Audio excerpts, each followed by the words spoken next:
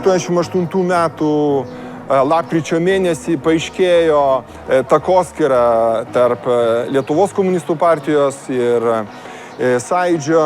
Tikrai Sąjūdžiui tada mirtinai reikėjo lyderio.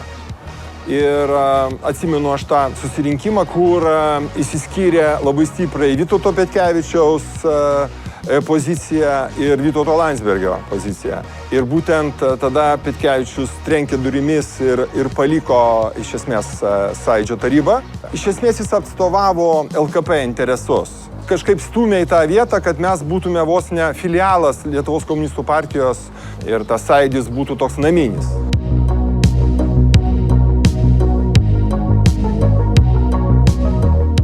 Mėly kolegos, man nekyla jokios abejonės, kad labiausiai tiktų lyderis mūsų Vytautas Landsbergis. Geriausiai tarnavęs visos Lietuvos pilno pasitikėjimo. Didelis diplomatas yra, nesikarščiuoja, moka logiškai argumentuoti, įtikinti.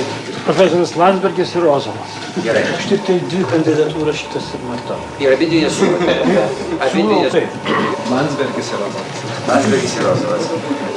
Abu, bet aš manyčiau, kad Landsbergis turi nepaprastai gilų Lietuvos pajautimą, Lietuvos istorijos ir tą atliepimą. Ir todėl aš siūlyčiau profesorių Landsbergį.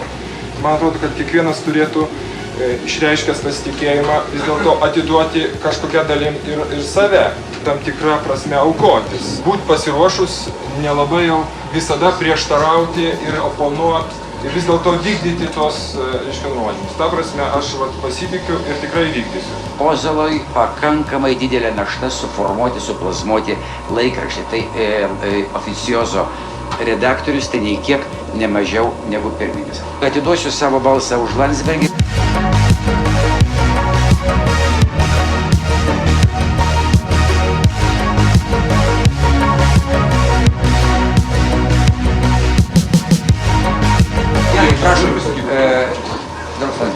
Abu atsisakys. Neprovokuokite. Blogai, aš jokios. Ozolas. Landsbergis savo kandidatūrą nelaikau į daug. Kas už draugo Landsbergio kandidatūrą, prašau pakelti rankas. Taip, visi sako, patikrinam.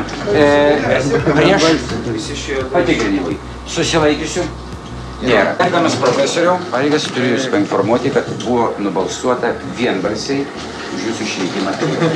Sveikinu lygį.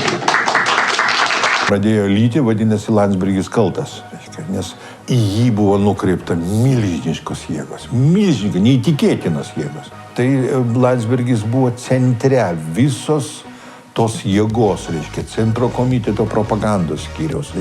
Tai kas buvo, reikėjo diskredituoti žmogų, kuris buvo lyderis.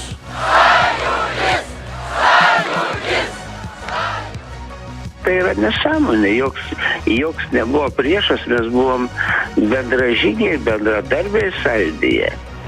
Ir paskui kūrėm pirmą Lietuvos vyriausybę, jis buvo vicepremjeras, jis buvo žymus Sąjūdžio veikėjas, o paskui nutolo, paskui kažkaip keistokai rinkosi savo kelią, bet tai aš nenoriu nieko kritiško apie jį sakyti.